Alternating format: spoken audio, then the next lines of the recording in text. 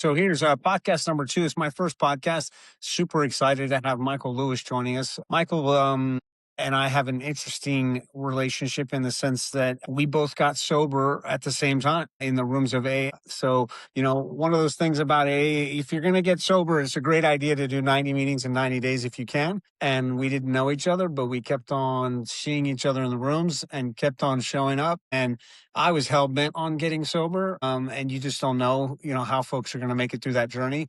And I kept on seeing Michael, and I was like, "Oh, this guy's not messing around." Um, so here we are, 13 years later, very grateful and humbly sober, as I imagine Michael is. And Congrats. he's done a lot of really interesting work, and so I thought it'd be great to have him come on and talk about that because he's done a lot to give back. He's doing a lot to help people, and it's fascinating stuff. And I want to have him, maybe explain to us what that looked like. So if you want to take us back, Michael, could you tell us what did life look like before you got sober and what led you down that path? Well, I was kind of way down the road after getting sober. You start to do a self reflection on how did I end up at age 52, employed, twice divorced, bankrupt, career ruined, reputation ruined, totally. How did I get here? And so when you first get sober, as you probably remember, Barnaby it takes a while, especially if you get sober at an older age, in your 40s or 50s or something. You've stopped taking in chemicals. It takes a while for the fog to lift off of the brain, which it did. It took at least a year, maybe 2 years, really, for me to be able to do any like truly deep insight oriented reflection on how I ended up, demolishing my life. What my friend Darren Phillips would say, barbecuing my life to the ground. And so but you can look back and point at a lot of factors that would make sense that sort of were the ingredients to um, how to bake a pie of an alcoholic, how to create an alcoholic. And it was hyperactivity. We didn't call it ADHD in my childhood. I was extremely high energy child, and I was a problem child, as I was labeled at a young age, and just always felt like I wasn't doing good enough for my disciplinarian father. And so constantly getting in trouble, constantly getting reprimanded. But my mom, on the other hand, was a registered nurse. And by the time I was like a freshman in high school, she started giving me little sips of coffee. In the morning, I would get up early and smell my mom's coffee. And I would, I really liked the smell. It was a good memory for me. And my mom was a nurse. And she said, "Well, why don't you try some?" As soon as I started sipping on coffee at age 13 or 14, in the morning, it calmed me right down. And my mom realized, kind of accidentally, like this is a ticket here. Like, oh, I'm going to give him coffee, and then it brings him down like a sedative almost, which now they know helps people with ADHD. So No, I didn't know that. yeah, and so the coffee calmed me, and my mom was always, no matter how bad I acted up or got into trouble or butted heads with my dad, my mom always loved on me, never judged me, never yelled at me, never reprimanded me. So I have like the most patient mother on the planet Earth. So, but I was always straddling the sort of the razor wire of getting in trouble and almost getting arrested as a juvenile and a high school kid, and then being a high achiever at the same time. So I had kind of both things going on at the same time.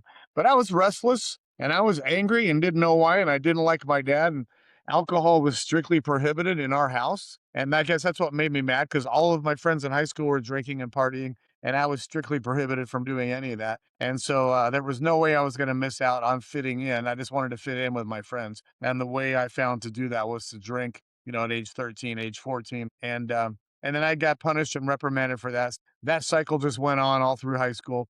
And I drank more and more, really kind of, number one, to fit in, number two, to rebel against my dad, just to kind of push his buttons, because he and I just always butted heads. So that drinking career, if you will, sort of started. And then my senior year in high school, I enlisted in the Marine Corps, which he also didn't approve of. I signed up for the reserve because I was on a scholarship for my sport, and I had a full ride scholarship to college for springboard diving. That was my sport. I was a diver in high school, and I was a high achiever in high school. Who knew? My dad thought that was going to ruin my college scholarship, but I was able to do both. So I did the 4 years of college and was in the Marine Reserve those same 4 years.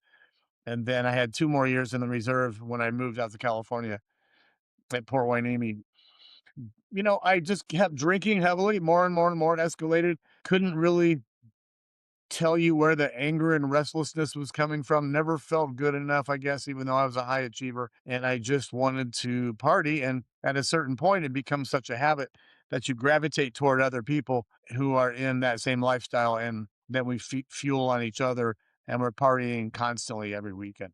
But I got hired at UCSB. I worked there for 19 years and continued to party heavily until I started graduate school. And then 2 years later, settled down and got married and just stopped drinking altogether for about 10 years. And that's sort of the big question mark. Like, how did I do that?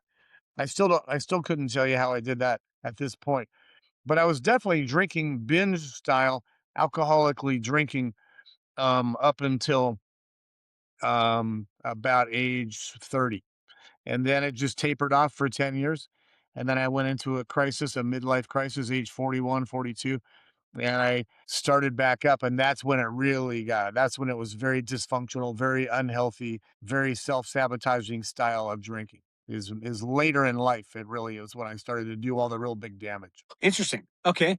The 10 years off is wild. So, yeah, do you have any thoughts on it? You didn't drink at all? My wife and I it seemed like I was contented at that time. I was working as a coach at UCSB. I had my master's degree in education, and my wife was a banker. We bought a house in Buellton. We had 2 kids. We started up our own business on the side.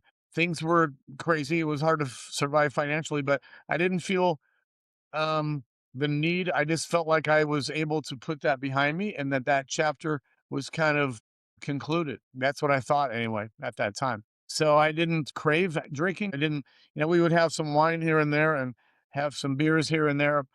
But I think I took all that restless energy into my work at the university and as a coach, and then on the business What kind of coach? diving. I coached my sport of diving. I was a four-time U.S. national champion diver in college. And when I came out to visit my sister after getting my undergrad degree at Drury University, I walked up onto the pool deck. I'd never been to UCSB, and I heard the diving boards bouncing outside, and I went up and saw three pretty good divers, two guys and one female. They were practicing on the team, swimming and diving. And I walked up to the swim coach and I said, "Hey, do you have a diving coach?" And he said, "No, why do you ask?" And he was running a swim practice. And I said, "Well, I'm Mike Lewis, and I just graduated from Drury, and I would like to look into getting a job on campus. I'd like to stay out in California. I just got out of here from Indiana."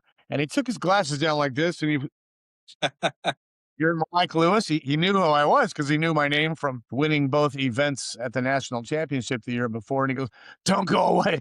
He finished. That was Greg Wilson, and he finished coaching. And he said, "Yeah, I'd love to hire you. We need a diving coach, especially you. That would be fantastic." And so he kind of verbally hired me on the spot, and then he found a way for it to be worth it for me, and I got affordable housing and kind of worked part time and multiple different jobs on campus until they got me into a career position. So that's how I ended up working there for. I just stayed in California, and it worked out. Amazing. I had no idea.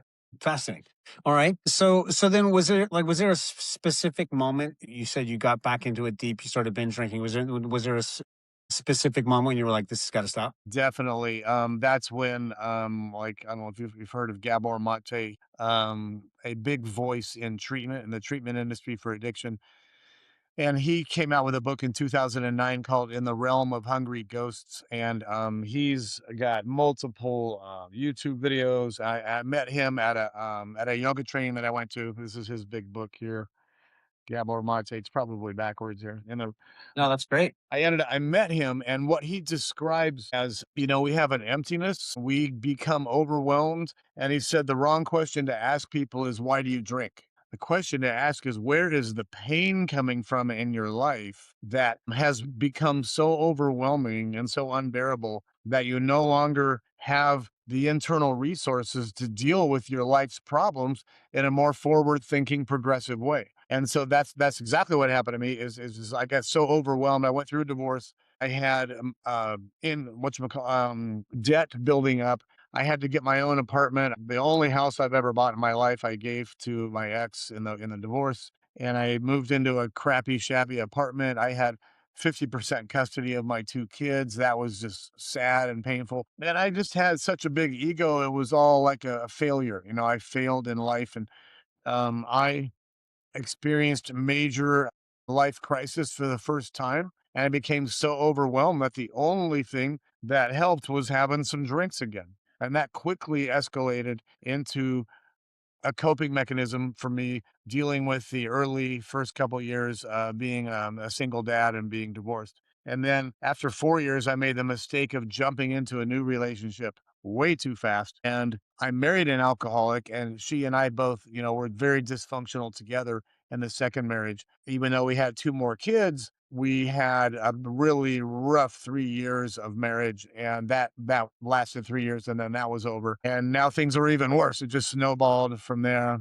And now I had, 4 kids, two and two, and I had to pay child support and try to manage my life. But it was sliding downhill pretty fast. And so I made probably a good 10 years right there, 41, 42 to age 52, where it was really seriously bad alcoholic drinking and high risk behavior and all the other categories as well. And so then how did you make the change? What'd you do? How I was able to come out of the nosedive? Well, that some guys say I was going downhill and there wasn't a lot of hill left, you know? That was me, and so I ended up, what we do is we'll move. I moved from Santa Barbara to Texas. I took a job there for 3 years until I burned those bridges with alcoholic lifestyle. Got fired from that job, moved to Las Vegas, and lived there for a year with some people who tried to help me get into real estate. I burned those bridges. Then I moved back to Santa Barbara and had a great opportunity in 2010, but they didn't know I was an alcoholic because we'll show that we're high functioning, and we are until they learn and discover. So that job was a wonderful opportunity, and I lost that job after 1 year. Then I ended the whole run in Phoenix, Arizona, where again another old acquaintance of mine hired me and put his hope and faith in me. He was starting up a chain of gyms in Gilbert, Arizona, and I was a personal trainer for a lot of years, and so he hired me to work there, and I did great, but I was drinking before, during, and after work. And so after 3 or 4 months, that ended, and I took a job at FedEx in Phoenix, and that's when my body finally broke down so badly in December of 2012 that I went down on all fours in a warehouse at FedEx, and it was 100 degrees in that warehouse, and I was shivering, freezing cold, and my body was going through severe withdrawals, and I had a condition diagnosed as rhabdomyolysis. Yeah, I've heard of it. Rhabdo happens to marathon runners and to extreme athletes. Severe dehydration, muscles shutting down, potassium levels dropping dangerously, and my kidneys were starting to shut down. And that's what it took, Barnaby, for me to wave the white flag of desperation in the hospital and ask for help. And that was December of 2012. So I've heard of Rambo, in Ram. Well, rhabdomyolysis. I've heard of it in extreme fitness situations, but Yeah, it's it very doesn't sound like. Yeah, I don't sound. It doesn't sound like you were in an extreme fitness situation. You were just stretching your body. Yeah, but I have the same condition. So rhabdo is, I think it's rhabdo, myelitis, rhabdomyolysis. I told my good friend Jason Prestowski, who is somebody I heavily encourage you to reach out to if you want to learn about a real mover and a shaker. He's in New Zealand right now, but he was an ER doc at Cottage Hospital. He started Santa Barbara Street Medicine. He started that whole organization, and he's a phenomenal social justice kind of guy, and he's just a kick ass dude. And he said, "You had rhabdo? Oh my god!" He was shocked, and he's a physician. And he said, "Dude, that's not playing around. Like you're dipping your toe in the pool of death if you take it that far." And so he said that's bad. That's really bad. That's a life and death scenario there. So they brought me back to life kind of in the hospital. And over the next few days, I was able to detox myself and then get back to Santa Barbara, where I moved into a shelter where it's called the Transition House, and was able to get all of the help I needed in every category that I needed. I needed a platoon. I needed an army of people to help me in all the ways I needed help. And they were there when I was ready. Amazing, and that's when we met, basically, right? Yep. I was going to the Alano Club every day at noon and trying to embrace Yep. Same. whatever I needed to do to never ever have to drink again. And I was one of the lucky ones where when I made that decision to stop, I didn't crave drinking. I didn't physically, mentally obsess or physically crave alcohol. It just kind of literally was the craving was lifted after about a 1 week from my last drink. And I was like, I'm not even thinking about it. I'm not dreaming about it. I'm not looking for alcohol in the store. I know that I'm done. And I just knew. Same. I knew that I was Same. done. And that it was weird. No, same, same, same. And for me, it was my second time. I was sober 7 years once before, and I thought I had it all licked and taken care of. And I didn't. My mother was a drug and alcohol abuse counselor, by the way. I don't know if you know all that, but I didn't so know I that. grew yeah, I grew up in the rooms of AA, and I definitely remember obviously you for sure, but also just the interactions. And I was like, that guy's done. That guy is done, done. He gets it. He's done. You can just tell like people who are relaxed and they go to meetings and they're grateful to be able to participate in life again. You know, Yeah. when you know, and there's a lot of metaphors, but people who are drinking, 95% of alcoholics are high functioning people. They're people with master's degrees in education and lots of success, lots of talent, lots of drive, lots of ambition. Only 5% of alcoholics are non-functioning street people. 95% are you and me. It's just people who something went wrong, we couldn't figure it out. And the only thing that temporarily relieved our suffering was drinking and drugging and other addictive behaviors that typically go along with it. Yep, yep, yep. So true. I'll tell you a quick story when because I got a DUI, a wet reckless, .08. Mhm. Not that it matters, right? You're wrong. You're right or you're wrong. Yeah. But I was driving a big old truck, and I actually had stopped drinking. These are all the things we do, right, to try and regulate ourselves. So I was, always trying to, to dodge the alcoholic situation, which I knew all too well. And so I had stopped drinking one night early because I drank heavy in the afternoon, and I was in a big truck which had some play in the wheel on the steering column. And even though I stopped for 2 hours, the cop said, that I went over and back on the line in the middle. So then he pulled me over, and I blew a .08. Mhm. And so there we go. But when I was in my classes to get out of, to deal with my wet reckless, the teacher in the class had gotten 9 DUIs. I think I know who that is. If it was in Santa Barbara. I mean, that takes some effort right there, or that's like right. And so I was like, wow, 9 DUIs. So he would tell his stories, which that's part of the process, right? Unfortunately, is that some of these stories are really horrific, Yeah, and that's supposed to be part of our yeah. medicine or cure. And so at the end of every class, he would go around the room and he would ask every student. He's like one at a time. He's like, "What's your plan?" Next time, what's your plan so that this never happens to you again? And in his book, the right answers were I'll give my keys to my friend, or I'll take an Uber, or I'll do these things, right? And every time it got to me, I would say I quit drinking, and he's like, "That's not an answer. What are That's you not a talking solution." about? That's a great solution. But that wasn't good for him. He didn't see it didn't register as an option for him. So he would stop. Yeah. That's not a plan. That's not a plan. Yeah, that's actually a really good plan. And every class they would end that way. It'd be like, yeah, no, that's my story, buddy. I'm done. So it's I don't Anyway, we got know him if you've, in other words, what that tells me that he may not believe that you're sincere when you say you're gonna quit. right. And I guess, based on his experiences of 9 DUIs, he had his struggles and he unfortunately wasn't able to. Hopefully he's good now. I'm sure he is, but he wasn't able to come to the same conclusion as quickly. But hey, to each our own. So hey, quick question. Do you think alcoholics are born or made? Well, I will tell you that any honest pharmacologist now, based on all the training I've gone through for this and the ongoing, continuing education I have to do to keep all my certifications current here. And I'm seeing 196 clients per week in my current job. And so we see it all. We have mostly a low risk population here, but the job I had before this was state prison parolees only. And that was much higher risk population.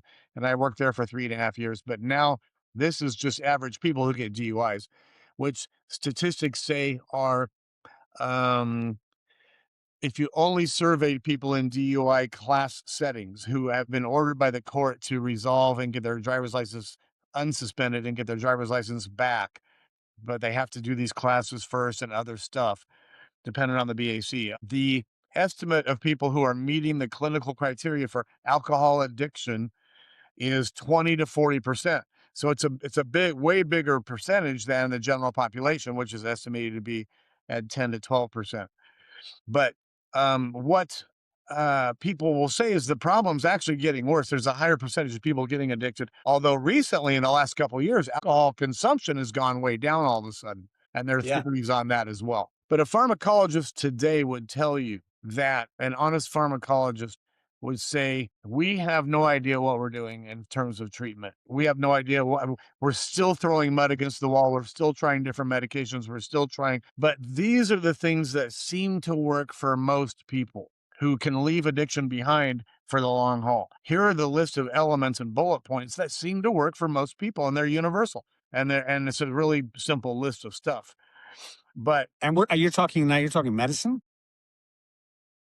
mental health medicine, if necessary. Oh, okay. When you say, okay, I didn't know if you were talking about like medication. Medicated addiction treatment.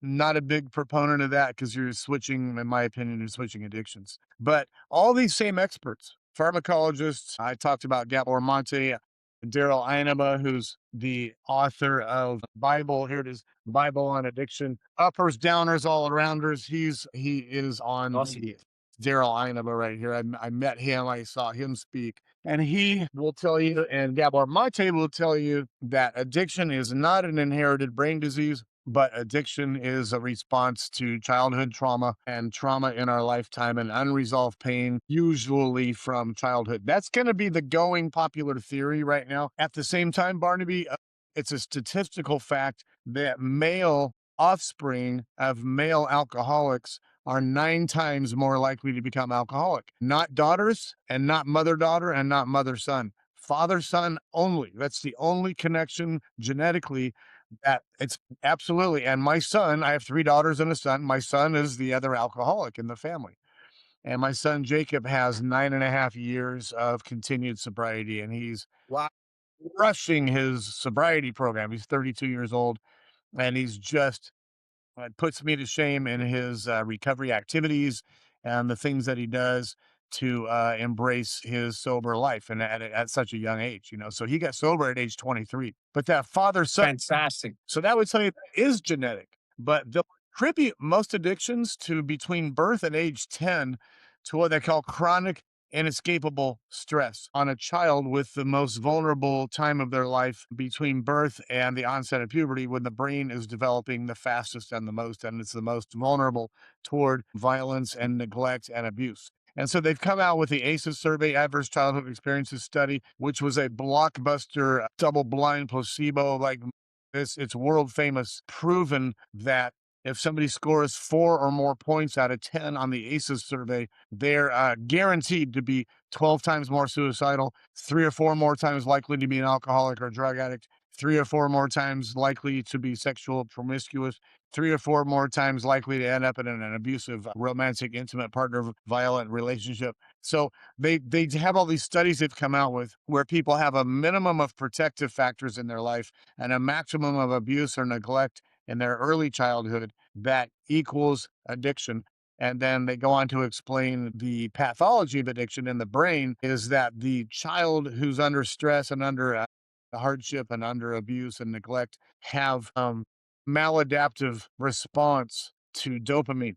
And so it's a completely abnormal response as opposed because they've been releasing chemicals, glucocorticoids, cortisol, adrenaline, neuroepinephrine.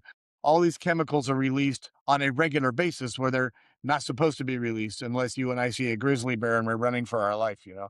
But children who live in a household of abuse and neglect and violence, releasing survival stress hormones on a daily basis. And that radically changes the brain development. And you can't go back and repair that. You can't go back and fix that. And so this child will have an absolutely abnormal response the first time they drink alcohol, the first time they smoke weed.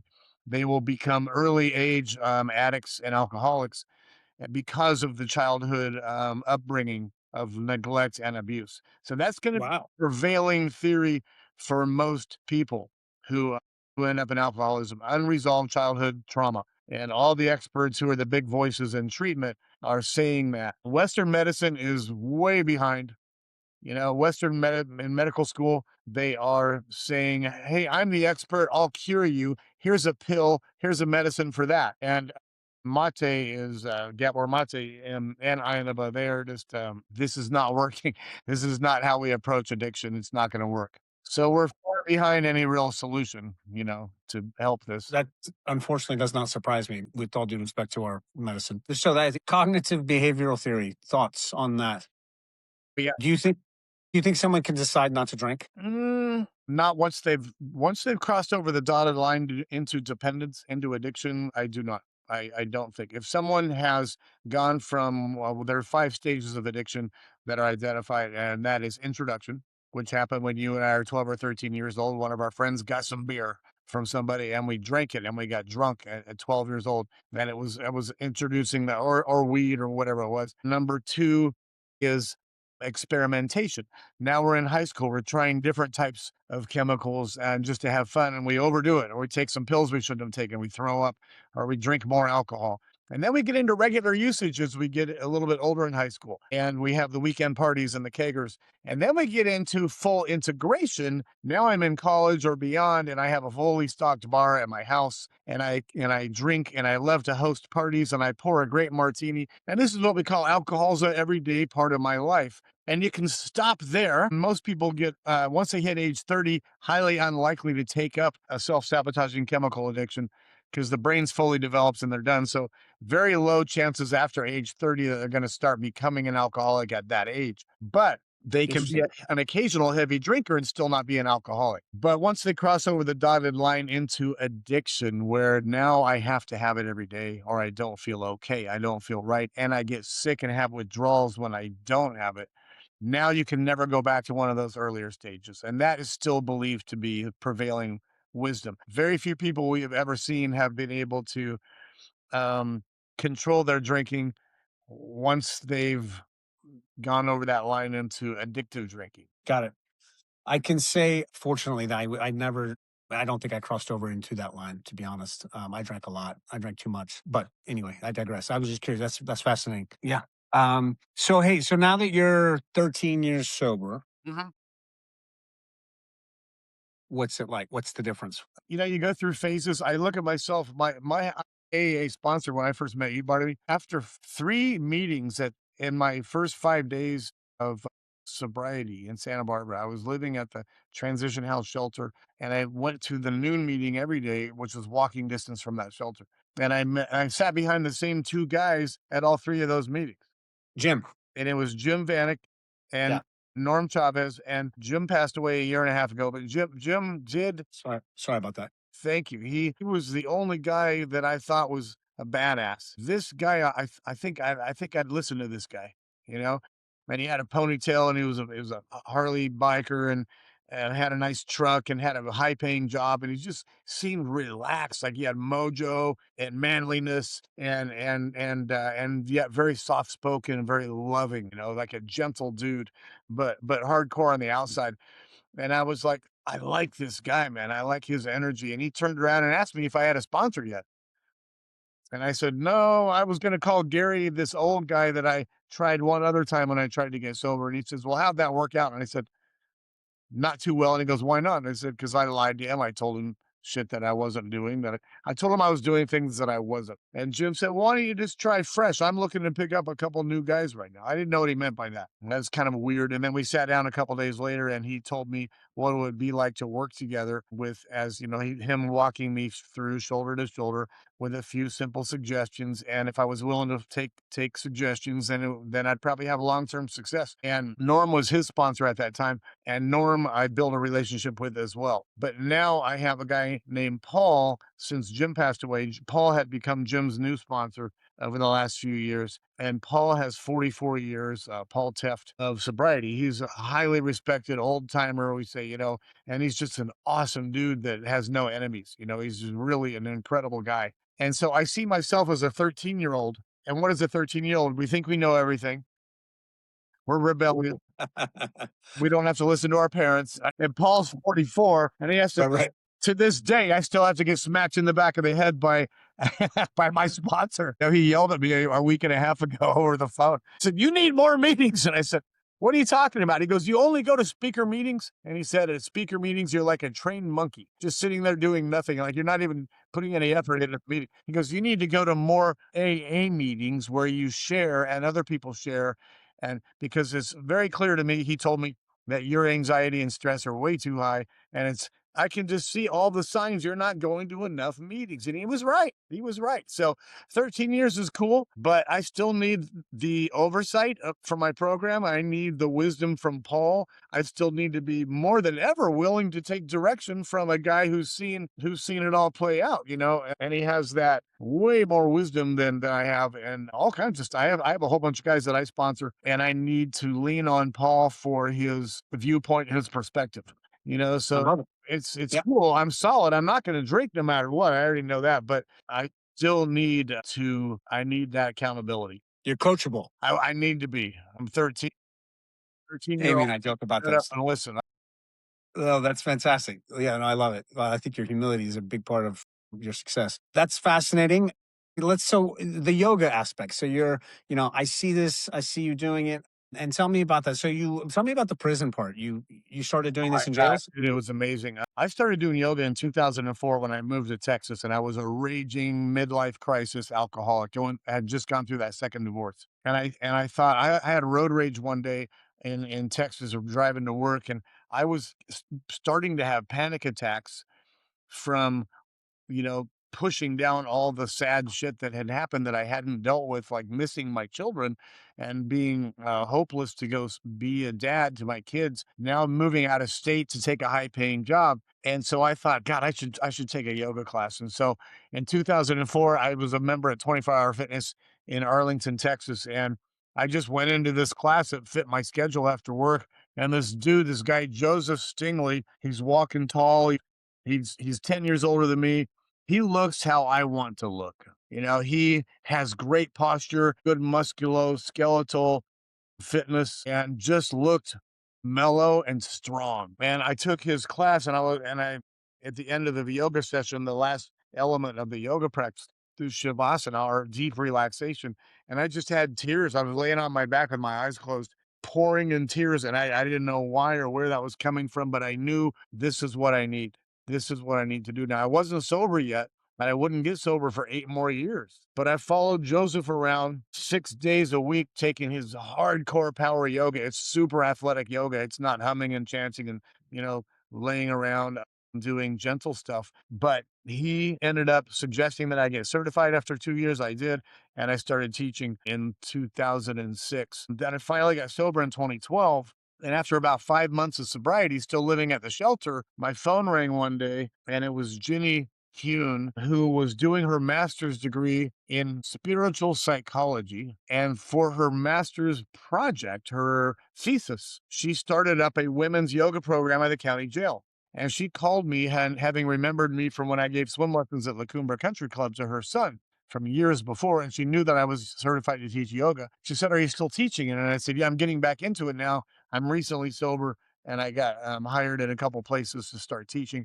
And she said, "Would you like to come help me teach at the jail?" She said, we need a men's instructor for the men inmates, because 93% of inmates are male and 7% are female. And I said, "Oh my God, I would love that. I would love that." So I was doing my steps. I wasn't on step 12 yet. Teaching yoga to inmates, I started the next fall after doing training with James Fox, who's the founder of the Prison Yoga Project.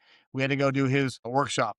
And I've done his workshop 3 times now. So I've trained like 90 to 100 hours with James Fox. He started yoga at San Quentin decades ago, and it's Wow. exploded everywhere. Like, you have certified yoga teachers in specialized training for teaching in prisons and jails. And Barnaby, it was a life changer. It was a game changer, and it was rapidly feeding into my recovery, my solid spiritual aspect of my recovery. And many times I would come out of teaching at the county jail on a Saturday, sit in the parking lot, pouring in tears, thanking God.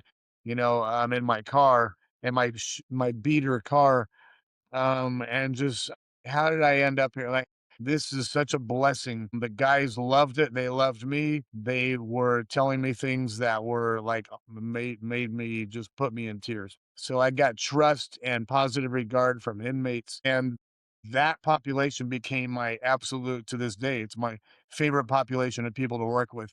People currently or formerly incarcerated are some of the most rich life experience stories and struggles, and then miraculous change and transformation. And just to be a part of that, just to introduce them to yoga where they really started learning some deeper stuff was just a big honor and privilege. It was the best 6 years of my life when I did that.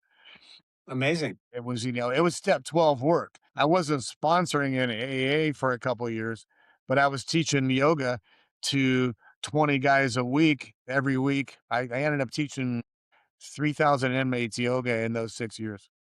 So Unbelievable. that was how I sponsored other guys being of service. So what did that look like? I mean, I've done yoga. It's so hard. I try to stay in shape, and yoga, yeah, I try to do it every so often, but I'm definitely not very flexible, and it's definitely very difficult. What did that look like for these guys? Well, it's really cool. There's a lot of jokes, but it's a captive audience. They assigned me to different parts of the county jail. And the first place I was assigned for the whole first year or two, it was called the Honor Farm, or the medium security. And it's 300 men living in barracks, triple bunk beds, smelly as hell. This stinks bad. And you go in there, and then the correctional staff escorts you out of that area into a classroom area that's got fresh air and windows are open, that fits only 19 or 20 guys. And so we got all the materials donated and all the mats donated and yoga blocks and yoga books. But the guys don't know what they're in for. They're wearing their jail uh, uniforms and county jail inmate or whatever. They get 2 hours with me from 9:30 to 11:30 every Saturday. It was how we would schedule it. And then they have to go back into their environment. And a lot of guys came initially to that yoga class just to get out of the dorms for a couple hours, just get a change of scenery. They had no idea what was going to happen when we started our yoga class. And so the traditional elements of the physical practice of yoga, which are two of the 8 limbs of yoga, asana and pranayama, it breaks down to 4 parts, and it's centering meditation, which that population of people are very restless, very ADHD, and very, you got to get things moving quickly with them and get their attention through hard exercise, because they're all very masculine oriented and they're all working out on the yard, and they're doing pull-ups, dips, push-ups, burpees, and every type of exercise, and they're playing handball. All the stuff I observed them doing on the yard, which I've observed hundreds and hundreds of times, is focused to all this, like everything in the front part of the body, biceps, chest, and all their posture is like this. They're not opened up at all. And so I set out to address that right off the bat. But the guys thought yoga was for chicks, Of course. you know? And so a lot of guys would hesitate. And then 10 minutes into my class, they're dripping in sweat and they're screaming and yelling at me, "This yoga shit's hard, yo." It was just nonstop, absolute fun, entertainment. And I got buy-in right off the bat. And the guys immediately started to respect, this is difficult. This is hard. It takes discipline. It takes breathing discipline. It takes mental focus. I can't check out. I'm going to greatly benefit if I do this next 90 minutes of this ancient practice. And I used to tell them, yoga was invented by men, okay? It's not for chicks. Vedic priests 2,500 years ago developed this exercise system as a way to prepare them for a day of meditation. So the net gain benefits after a yoga practice are you're feeling lighter about everything. You're not worried. You have an overall feeling of wellness that life's going to turn out. I have a strong and clear faith in life. I feel calm about all the shit that I was worried about 2 hours ago. I don't care anymore. I feel like it's going to work out okay. And then number two, you're thinking really clearly, solution oriented. So those are the two most reported benefits. These guys are better, What great medicine for these guys. great medicine, and it's basically free. All you need is a mat and somebody who knows how to instruct in a way that they're following, and the fidelity of the original practice of yoga. So centering meditation, conscious breathing, the asana practice, which is the hard physical workout, and then at the end of the practice is the deep relaxation. Now in the women's practice, the women had a different experience at the jail. They were way more spiritual. They moved much more slowly through the workout. They loved the breathing and the mindfulness and the honoring of their bodies and getting in touch with their physical bodies, many of them for the first time ever, because very few of the women have ever exercised. Most of women who are incarcerated have been abused or have been abusers and have not honored their bodies, their physical bodies. So they're getting to know their bodies in a loving and healthy way for the first time and feeling okay about them. Their own self image is going up, up, up, up. They're honoring themselves for the first time. The men just want their ass kicked with a hard workout, and then they want to stretch and get better so it makes them stronger out on the yard and in the weight room. So yoga will greatly improve your performance in the gym if you like to lift weights. It'll open things up to the point where you're really, and then you're recovering much faster from your other workouts with a regular yoga practice. Your recovery is twofold, is double speed compared to no yoga, because you're stretching and lengthening the muscles back out. So those guys understood that. They appreciated it to the point where I had 39, 40 guys signing up each week, but I only had 19 yoga mats and we only had room for 19 guys. So it got wildly popular and all kinds of very hilarious, with all men in a jail setting stuff they do and they say. I would go home and journal, and I got to write a book on this. This is going to be some serious entertainment. And I got cards and letters, and those guys would write notes to me. I got stacks and stacks of awesome correspondences from all the inmates that I got to work with over those 6 years. It was so rewarding. It was like, thank you, God, for my sobriety. Now, if I Thank you. wasn't sober, I couldn't do that. I wouldn't have had that experience.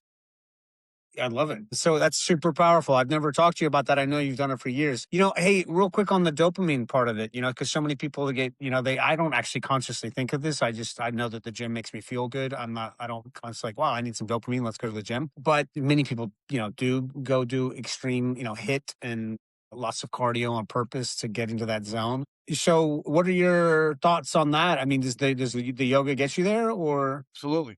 Yeah, Absolutely. Depending on the style and the type of yoga that you're gonna do. And I tell people it's not just yoga, like I tell people it's not just AA.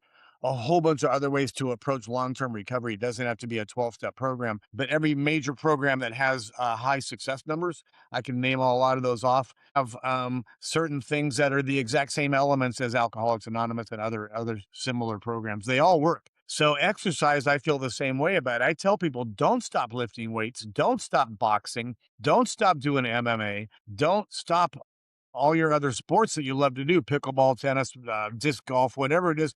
Keep doing that. But if you add yoga to that a couple times a week, you'll be stronger and faster and better in your other workouts, in your other sports.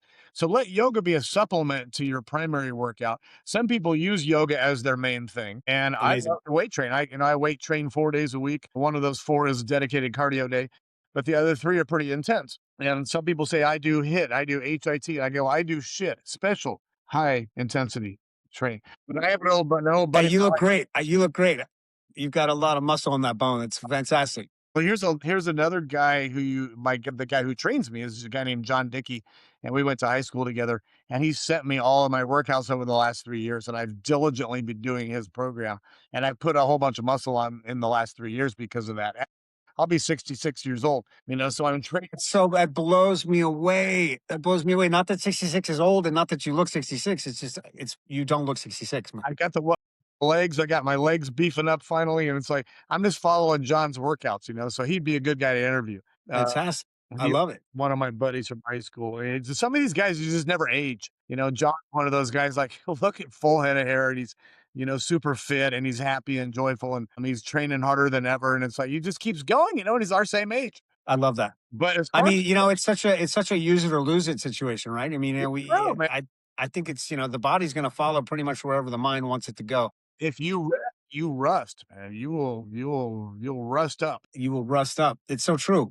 Hey, this is so great, by the way. I appreciate you doing this. This is fascinating. When you exercise, you're releasing endorphins. You're giving yourself natural organic doses of dopamine by working out. Right. So it's proven that happens. No, no, no question. Well, Serotonin replenishment as well. yeah, no, absolutely. Personally, that was one of the things that brought it home to me was I kept on trying to do P90X and I kept on not getting through it because of my hangovers were too great. That's a tough program. My brother did that one. Yeah, it's a tough one, and it really, I mean, it's it's hard anyway, but it really sucks if you're super hungover. And eventually, I was like, no, no, no, no, stop. This is.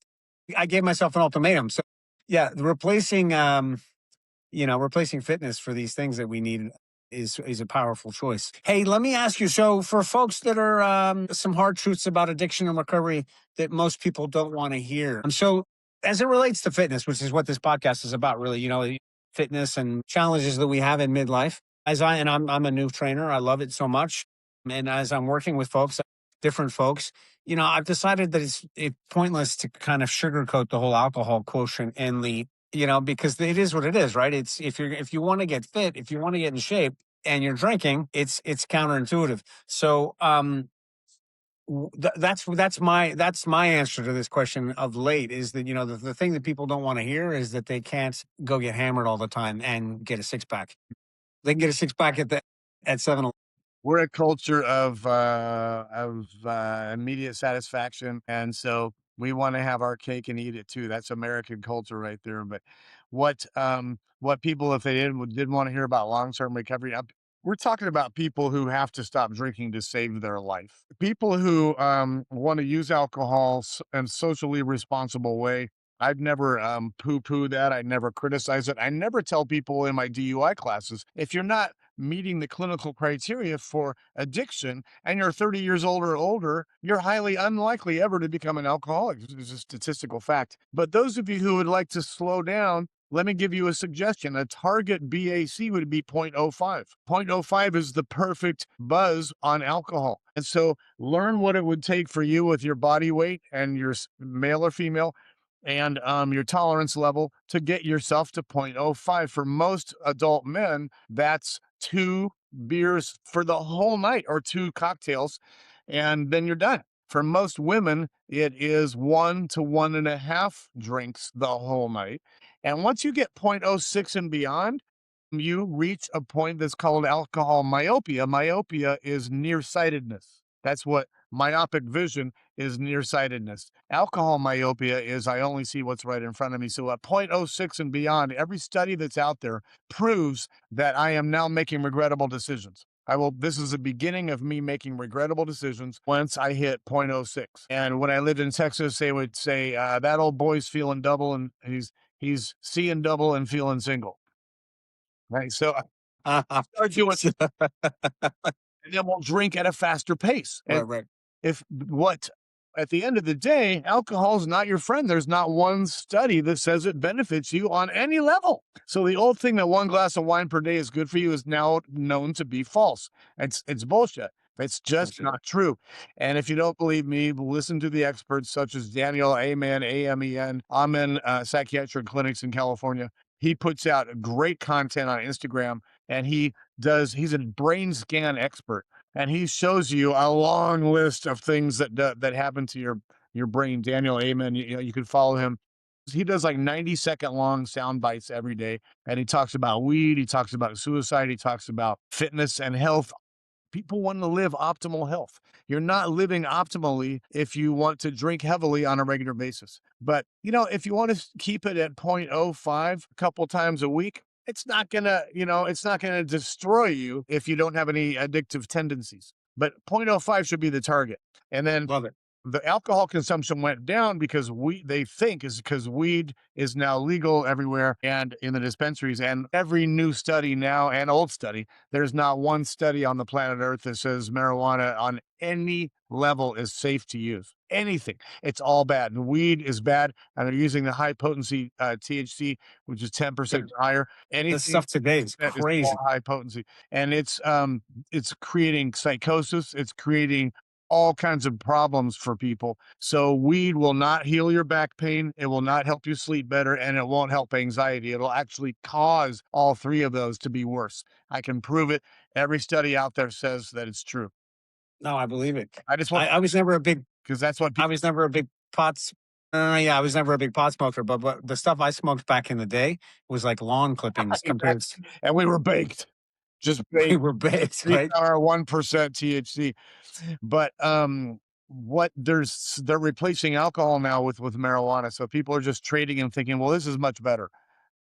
No. How about desiring a clean, sober life? How about clear thinking? How about living optimally? I'm interested in optimal health.